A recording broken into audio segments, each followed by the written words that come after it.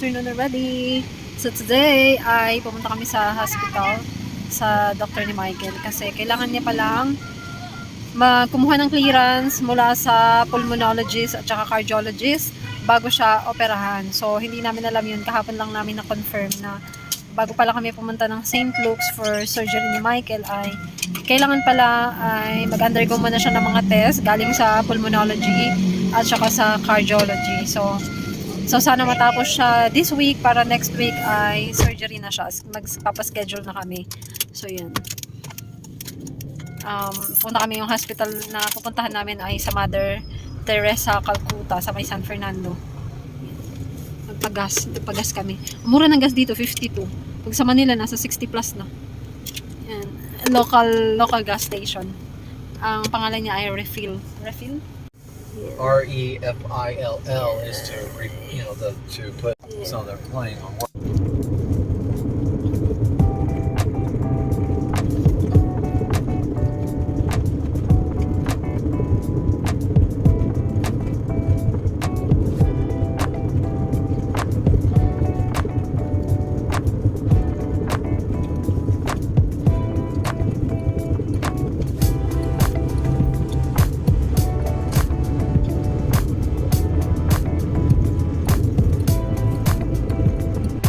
So, yun guys, update sa visa extension ni Michael.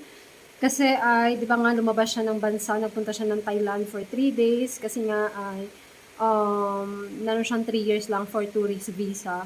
So, yun, yung update, galing kami ng immigration kaninang umaga. Actually, kararating-rating lang namin.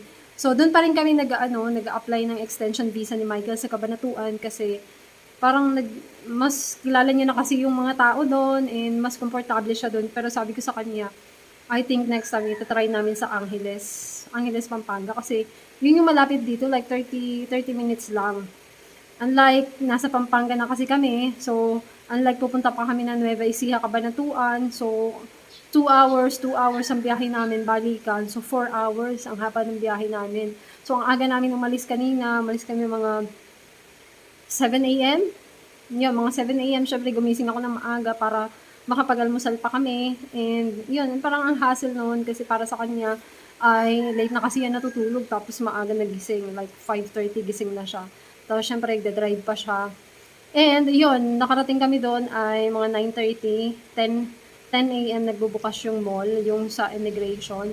So, sakto lang. Tapos, ngayon ay 3 PM, yun. So, 3 PM kasi yun lang talaga pinuntahan namin. Tapos dumaan kami dun sa LTO and yung update dun sa aming transfer of ownership ng aming sasakyan.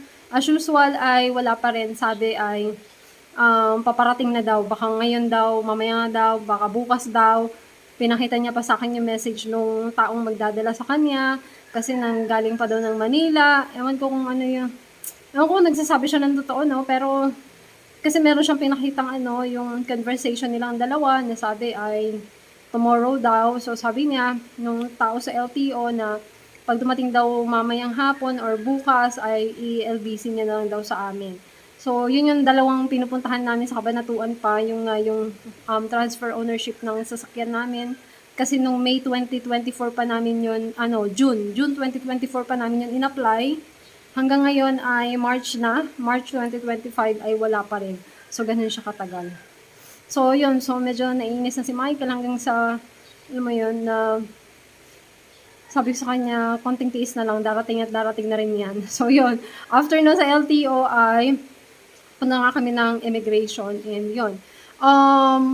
Parang yung nangyari sa kanya ay reset after 3 years na kailangan mong lumabas ng bansa. Tapos pagbalik mo sa Pilipinas ay mag-start ka ulit sa simula, yung unang pagpasok mo dito, ganon. So, yun, yung pagpasok niya, syempre, hahanapan ka ng Xerox. Ipapaserox mo yung passport, tapos yung may mukha, yung may details mo, yung page na yon. Tapos yung pangalawa, yung page na meron kang entry stamp galing sa immigration dun sa airport mismo. Kasi 'di ba nilalagyan nila ng date 'yun kung anong date ka pumasok ng Pilipinas. So 'yun. So far saglit lang naman, like 30 minutes lang, 30 to 40 minutes lang kami nag-antay and 'yun 11:30 tapos na kami sa immigration and Siyempre yung visa, first visa na i-grant nila sa'yo kapag na-reset ka, parang kaparehas din nung una, nung first timer mo. So 30 days lang. So after 30 days, babalik ka ulit doon sa immigration para mag-apply. I think yung sunod na yon ay 2 months na. 2 months na. Kasi last time na first apply ng visa ni Michael ay meron pang 6 months nun pero ngayon daw wala nang 6 months. Puro 2 months na lang daw. So yun, wala tayong magagawa. So konting tiis-tiis na lang muna, tiyaga-tiyaga. And yun, after noon, actually nag-lunch lang kami dun sa may yung Sisig House, ano man pangalan ng, basta doon lang yun sa may Robinson. Tag 75, no, 69 yata, 69 pesos meal na yon, meron na siyang rice. Yun, kumakain nun si Michael. So, yun, mabilisan lang kasi sabi ko, hindi na tayo pupunta ng Jollibee or saan mang fast food kasi yun yung nagpapatagal kasi kailangan namin makauwi na nang hindi kami abutan ng rush hour kasi pag inabutan kami ng 3, 4 o'clock na nasa highway pa kami, rush hour na kasi yun, nilabasan na ng mga estudyante. Alam mo yun yung traffic, nagsisimula na. So, this time, maaga kami kasi sabi ko, bibilhin lang natin yung mga kailangan natin bilhin dito, tapos ay uwi na tayo, kakain. So, doon na nga, sabi ko dito na tayo kumain para hindi na tayo pumila kasi walang pila doon yung sa may sisig. Kumakain doon si Michael. Tapos, half rice lang yun sa kanya kasi hindi naman yun siya pwedeng kumain ng isang buong kanin kasi tataas yung sugar nun. Tapos yun, so yung nadaanan namin sa may San Leonardo ay finally, nakabili na rin kami ng aming pagsusunugan ng basura, yung barrel, stainless drum. Yon, kasi last time kasi bumalik din kami doon sa Cabanatuan kasi yun yung pinagsusunugan namin ng basura. Bumalik kami doon, wala, out of stock sila kasi yung luma namin, iniwanan namin yun doon sa unang, yung pinagtirhan namin. Iniwanan namin siya doon kasi sabi ni Michael, wag hindi na natin yan dadalhin kasi nga ay baka pag binuhat mawasak. Kasi nga 'di ba, sobrang tagal, like over year din namin yung ginamit. So syempre kapag nasusunugan mo yung 'di ba, yung drum, yung steel drum ay parang narurupok na sila. So baka mamaya puro abo na daw yun pag binuhat mo maghiwa-hiwalay. So ganon. So hindi na namin yung dinala. Tapos yun. So dito ay actually nakakapagsunog.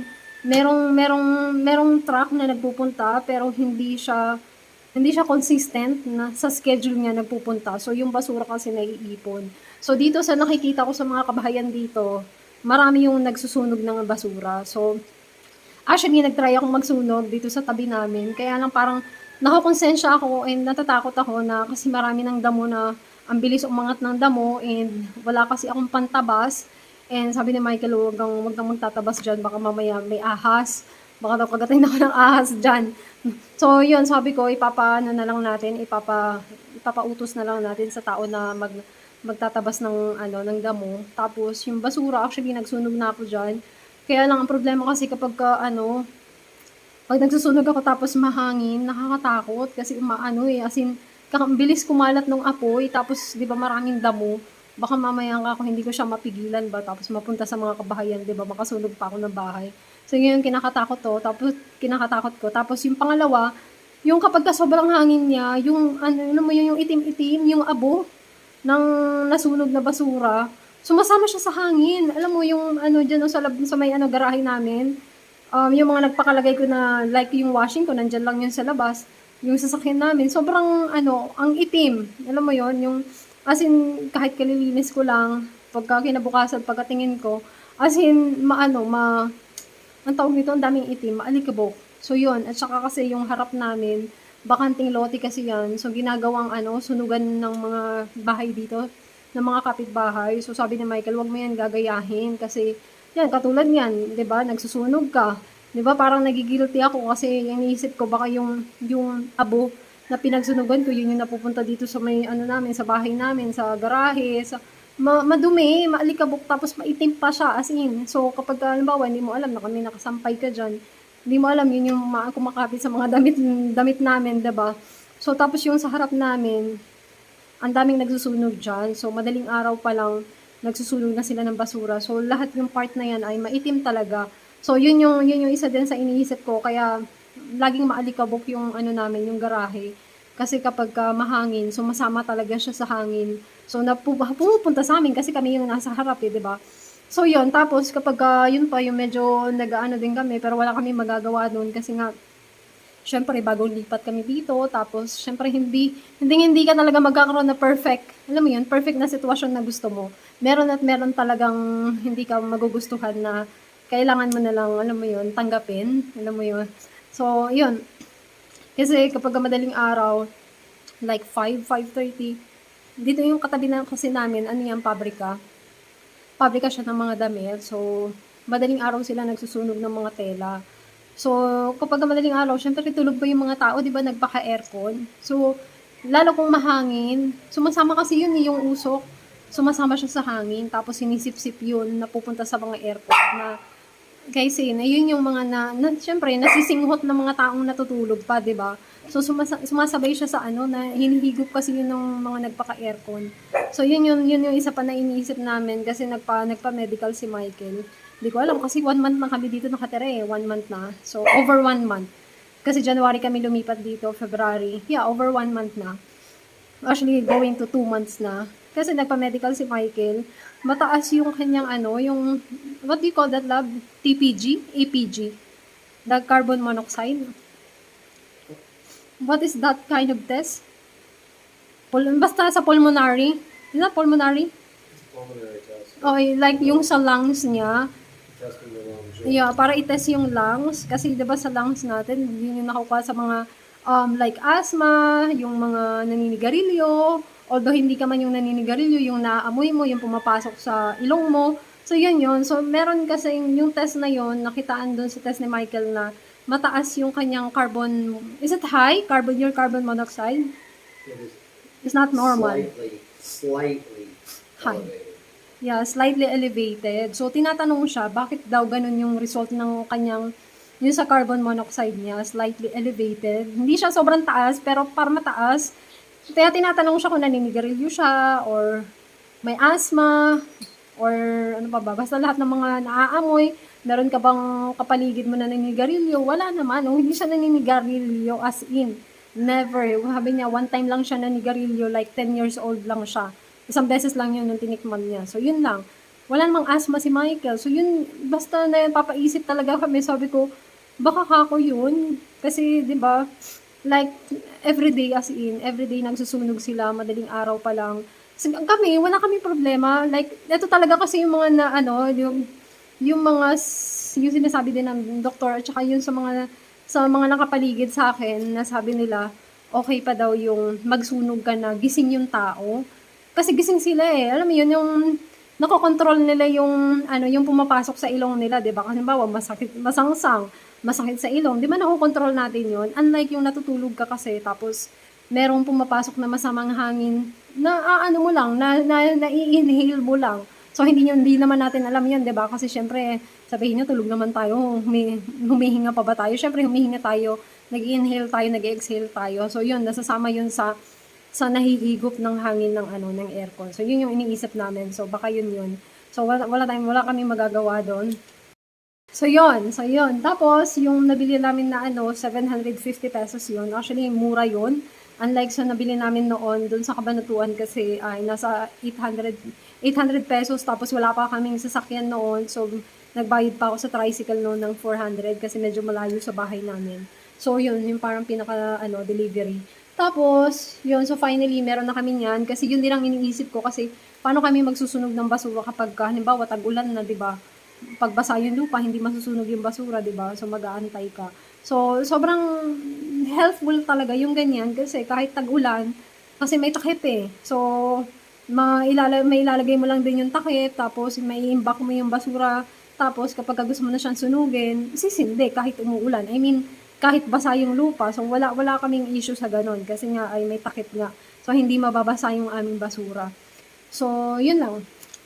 Tapos, yung visa pala ni Michael, ang balik namin ay sa April next month. So, April, babalik kami doon. I think, baka sa Angeles, itatry namin kasi mas malapit. Plus, kasi merong upcoming surgery si Michael. Actually, medyo nadidelay yon. Dahil hindi namin alam, kailangan pala magpa-laboratory test ni Michael. Kailangan niya pumunta ng pulmonary doctor. Kailangan niya pumunta ng cardiologist. And lahat yun napuntahan na namin. And dahil sobrang mahal. So, alam mo yung pinaglalaanan namin na surgery niya na pera, like nasa 50,000 yun surgery niya. Sobrang ang laki, ang mahal. So, nabawasan na naman yun dahil nga ay kailangan niyang pumunta sa doktor. And yun, yung doktor, dalawang doktor na kinita namin, nag-ask ng laboratory test, tapos bayad pa sa doktor. Lahat-lahat, 15,000 yung nagastos namin. So, parang, alam mo yun, yung nalulumo si Michael nakalaan na para sa surgery niya, tapos nabawasan pa. So, alam mo ba, alam niyo naman na hindi yan mayaman si Michael. As in talagang pinaglalaanan niya yung bawat yung sa medical niya, sa bawat surgery niya. And yun, so nagugulat na lang kami na halos hindi rin nagkakalayo yung yung sa mga, ang tawag nito, sa doctor's fee. Ganon. Kasi, nagulat ako na hindi ko alam kung parehas ba to sa mga yung mga sa kapwa natin. I mean, kaparehas ba to sa ating mga Pilipino kapag ka pumupunta sa doktor. Kasi, yung kapag nagpa-check up ka lang, 500 na. Yung kay Michael, ang bawat single sa kanya, 1,000. So, wala namang binibigay na resibo yung mga doktor. Tapos yung isang doktor, 800. Yung sa isang doktor, 1,000. Hindi sila pare-parehas. Tapos kapag nung nagpasa na kami ng laboratory test, nagulat ako dun, Day. Ang isang doktor, siningil sa akin 2,300. Okay? Tapos yung isang doktor naman, 2,100. Not 2,300, and the other one is 2,300 and 2,100, right? The cardiologist and pulmonologist. Yeah, 2,100 and 2,300. So yun, so nagugulat ako, tapos wala silang walang binibigay na resibo. So sabi ko, paano yun na-afford ng mga taong kapwa nating mga, 'di ba? Katulad sa atin, na mga wala namang trabaho, walang pinagkukunan ng pera, alam mo yun? So pagpapadoktor pa lang, ang hirap-hirap na, 'di ba? Tapos sabi ko, Diyos ko, kung ako yan may sakit, hindi na siguro ako pupunta ng doktor. So, nagugulat si Michael kasi hindi niya ina-expect na ganun. Halos hindi rin nagkakalayo daw sa doon sa Amerika, yung ganun. Kasi actually nasabi niya sa akin, kung ganun ang singil daw sa kanya ng mga doktor, paano daw yun na-afford ng yung mga Pilipino, na mga normal na tao, 'di ba? Yung magkano lang ang sweldo sa kinsena, so kaya sa isang buwan magkano lang ang sahod nila, tapos kung magpapadoktor ganito yung singil ng mga doktor, 'di ba? Sabi ko, hindi ko alam, baka kaya siguro ganyan ang singil sa'yo kasi foreigner ka siguro, kaya ganun. Kasi grabe, 2,000. Laboratory, ay yung lang yun pagbasa ng doktor. Ganun pala yun kamahal. First time ko maka-experience ng ganun, 2,000. Kasi sa akin yung mga 500 lang naman, umabot lang 500. Ganun, baka dahil nga siya kasi foreigner, kaya ganun siguro. Yun na lang sinasabi ko sa kanya, baka dahil foreigner ka, kaya dollar din yung single sa'yo. So anyway, nagpunta din kami ng handyman kasi bumili din kami ng pagkain ni Casey. Ito. Actually, yung normal na binibili namin ay wala. Yung 2 kilos lang sana. So, wala. So, ito yung binili namin. 5 kg.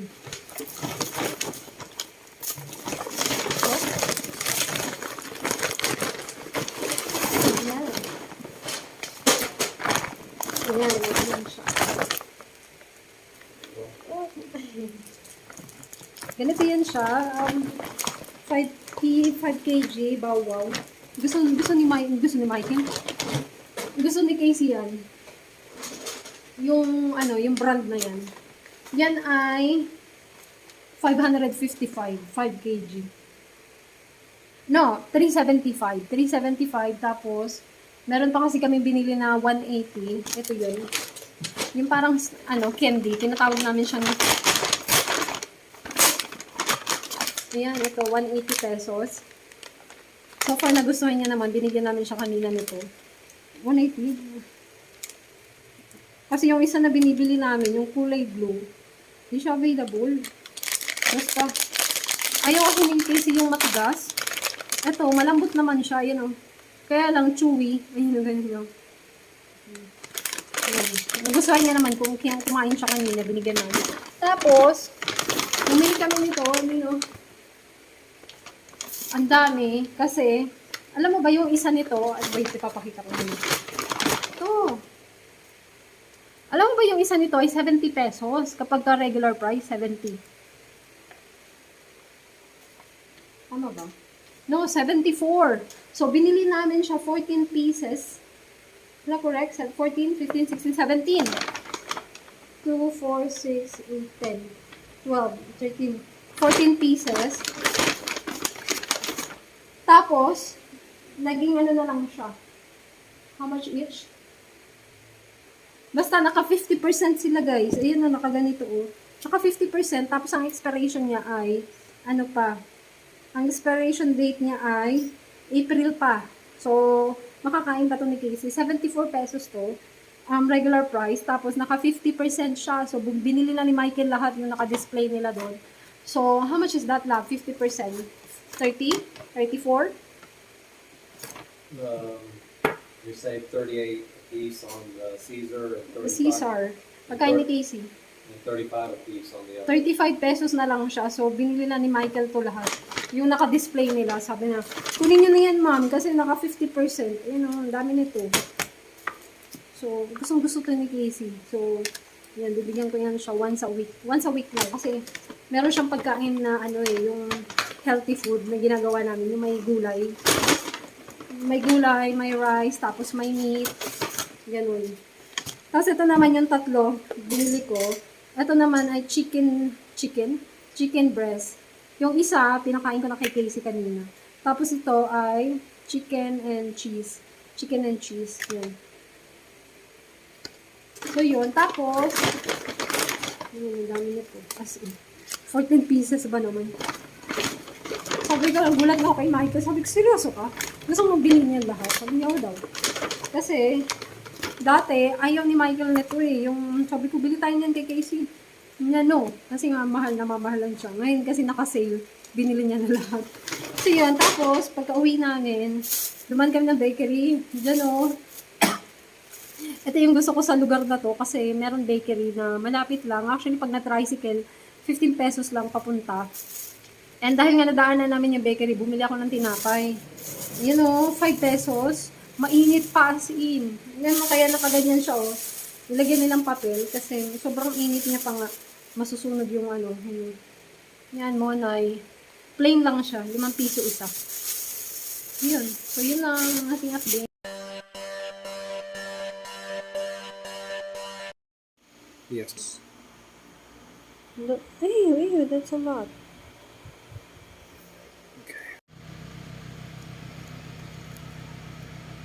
No, it was mostly It's the water. yeah. It was that water. It's not the yucky stuff. It's water though. But all I did was flex it up like this, and it squirted. I mean, it went. It went over the truck. I mean, I was like right here. Okay, I had the can here. I had my leg here. I brought it up like this, and it squirted over Okay. the trash can to where to the mess Okay. that you see there.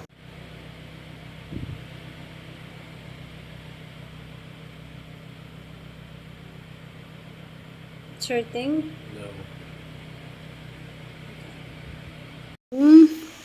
Paan ni Michael? Ala, parang nag-ano na. It looks like drying.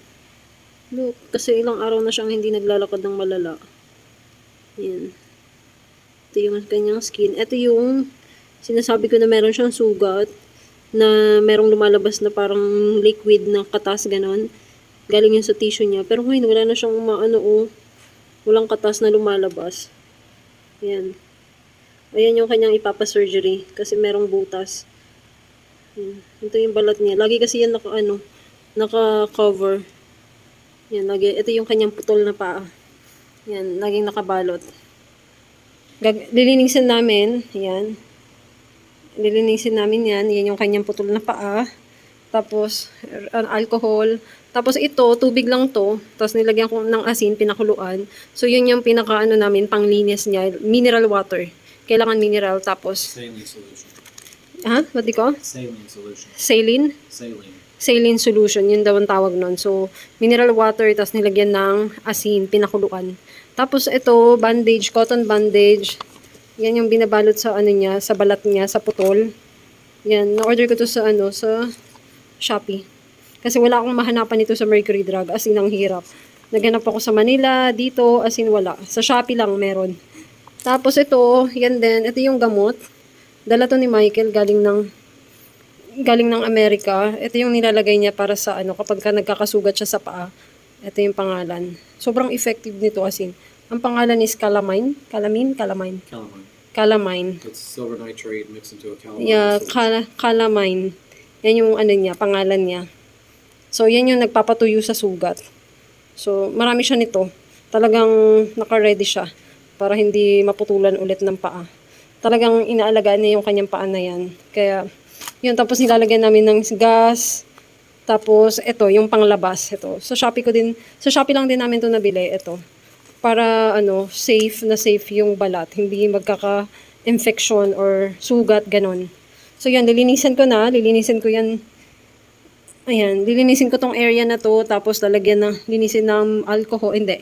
Ito yung saline solution, lilinisin yung sugat, tapos lalagyan ng gamot, tapos ibabalot na sa bandage. So, ganun ang aming routine every night, every other day, ganun. Right? We've been doing that every 3 days. Every 3 days. But the fact of the matter is, when we were doing it every night, it wasn't healing. Yeah. The fact now that we're not changing it for about 3 nights in a row, Yeah. it's healing. Pang 3 days ngayon. Which goes back to when they first amputated the leg. They didn't, and when I was sent home, they didn't change the bandage until about once every 4 days, Mhm. which is about what got me to thinking to doing that. Because if you change the bandage every day, it doesn't give the wound time to heal. Mhm. I'm hoping it's looking decent. Yeah, I'm gonna actually take a hoping- picture. I'm hoping we go to the doctor, and the doctor may say I don't need Surgery. surgery. That just need time and rest, which is Yeah. what I've been giving it. Kasi nga nagpunta kami ng doktor and sinabi ng doktor na walang infection yung kanyang sugat. So okay na okay kasi pina-x-ray yan. Pina-x-ray and doon nakita talaga yung loob ng buto ay walang problema sa buto. So walang infection yung sugat. So kailangan lang talaga niya ay ng time para mag-heal, para magsara yung balat. Pero dahil nga paa, so lagi niyang ginagamit araw-araw, so napupersa siya ba na hindi nagsasara and hindi natutuyo yung balat para magsara, parang ganun. So dahil nga lagi niyang ginagamit yung kanyang paa, so lagi siyang lagi siyang basa. Pero this time kasi hindi na talaga siya nag-walking ng malala, dito na lang sa bahay, alam mo yun, yung gawaing bahay dito. Punta siya sa labas, ganun. Hindi na siya yung tipong katulad dati na nag-walking talaga na abot 1 oras bago siya makabalik dito sa bahay. So yun, so far, parang nag-heal, natutuyo na siya ngayon. So hopefully, pagbalik namin sa doktor, ay sabihin ng doktor, hindi niya na kailangan is surgery. Kasi nga, okay naman, tuyo naman na. So, 'di ba? So, yun yung kinakatakot namin kasi pag napabayaan namin, tapos hindi natin alam, 'di ba? Tapos diabetic siya, baka lalong lumala. So, make sure na nakita ng doktor. So, may advice ng doktor kung anong dapat gawin. So, yun, nilinisin ko na. Sige, ang dami kong dada. Guys, puro pa ang nakikita. So, make sure put an alcohol na here. Lagyan ko ng alcohol yung kamay ko first. Make sure it's clean. Okay, next is this one. Kuha ko ng cotton. Can you move back a little bit? Move back. Okay. And basically, you just soak the area with a saline solution, and you can make your own saline solution. You don't have to buy it at the store. What you do is you can take regular bottled water,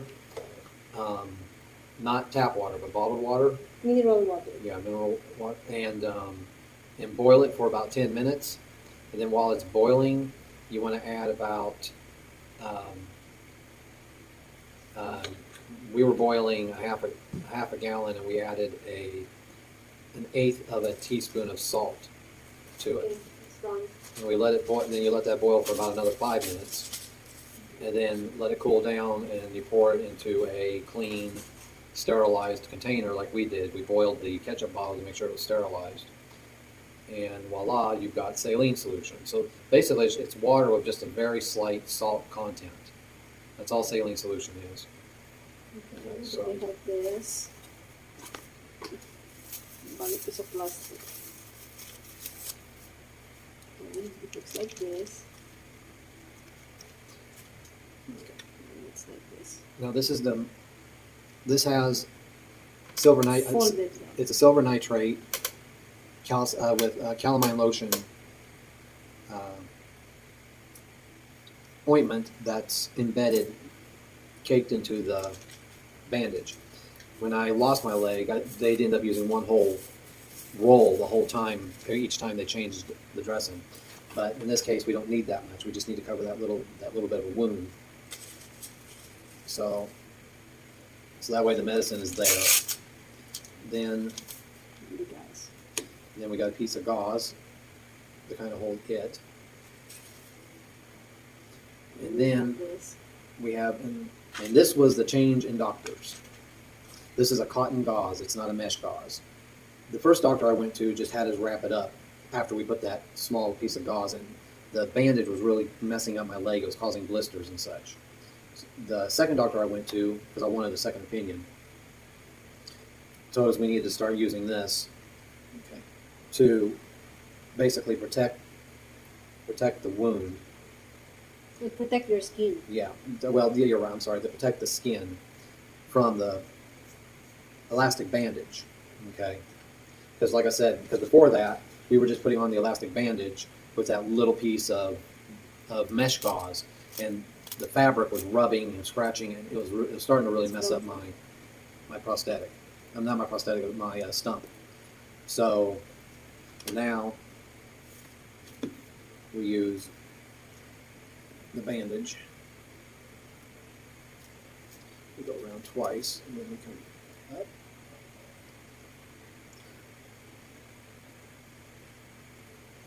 Got to make sure it's not too tight though, because you want to keep good circulation. Look here. Oh, That's not good enough. there's a cloth here. I mean, wait, let it inside this one. It's not just. Okay. Rest here. Noel's learning, but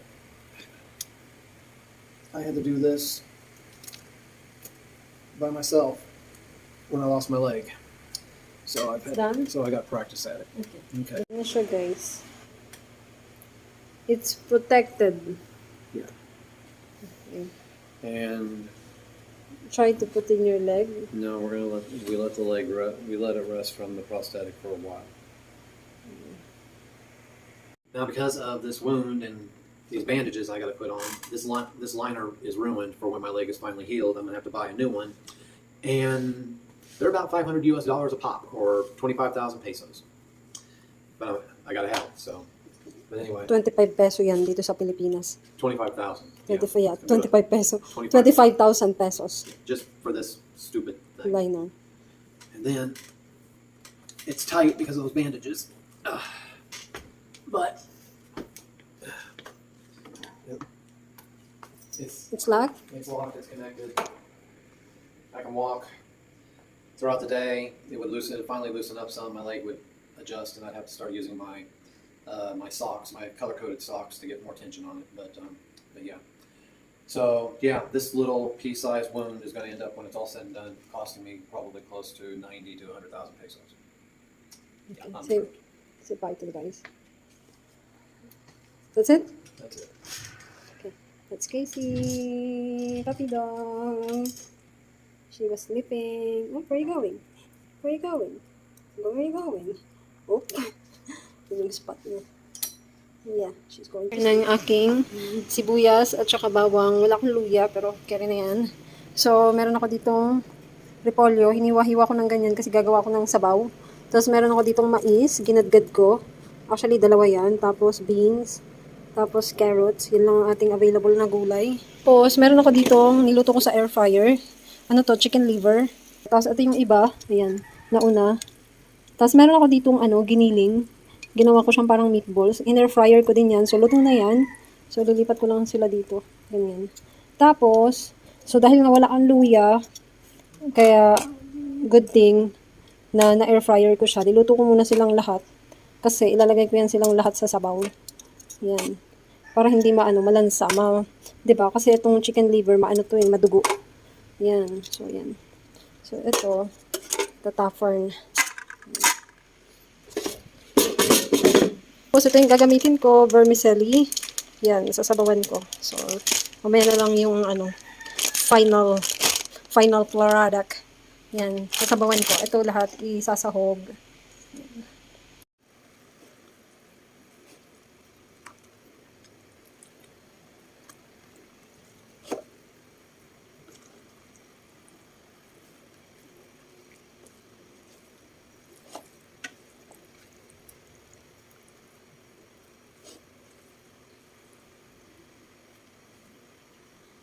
Guys, oh. Natuyuan. What? Sa akin, tanghalian namin. And, would you like it? Yeah.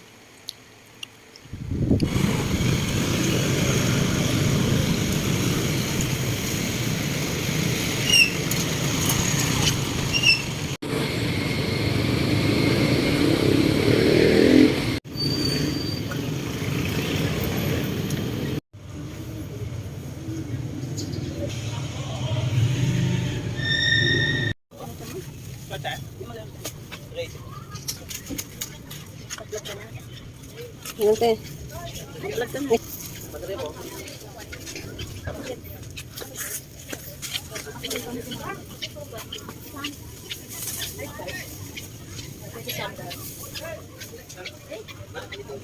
Batanghan, laki.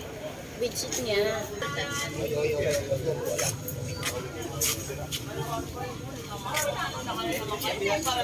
Langin niya, isang pagdirito, may takpan, may magtungal ko, man masila.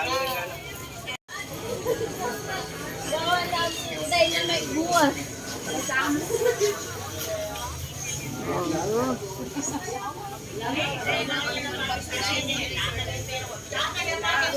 Suklay te.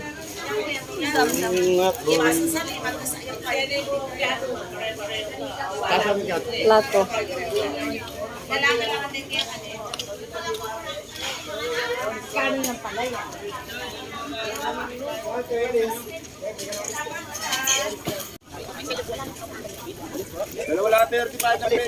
Magkano kamatis? 20. 20? Mahal pa yun. Ito.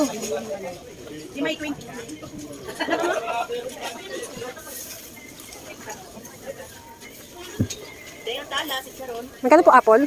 3,100 lang. 3,100. Opo, pino po. Sige po.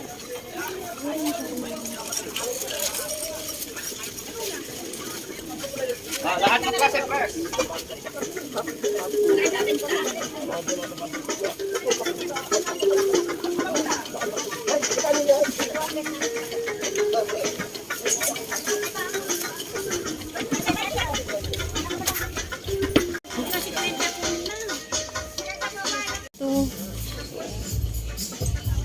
Ano yan?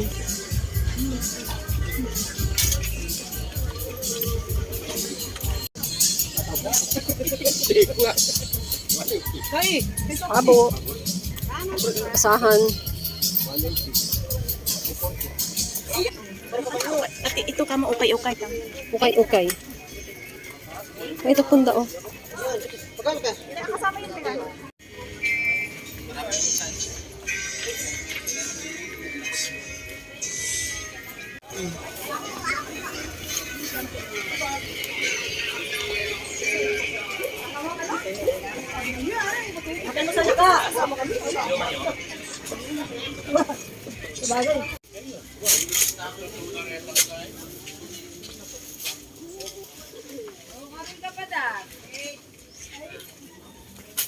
Ulang kayo kulay ito.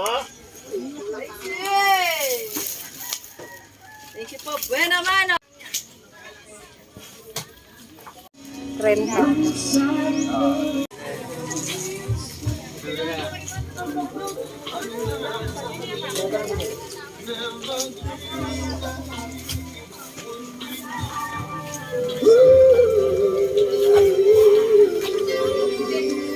Kwenta lang short.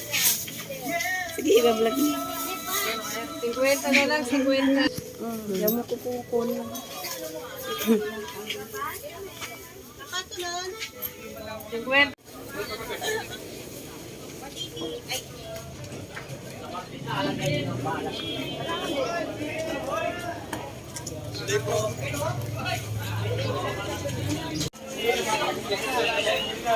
Paluwa ka pa kami. 16, I think. 16 suplet.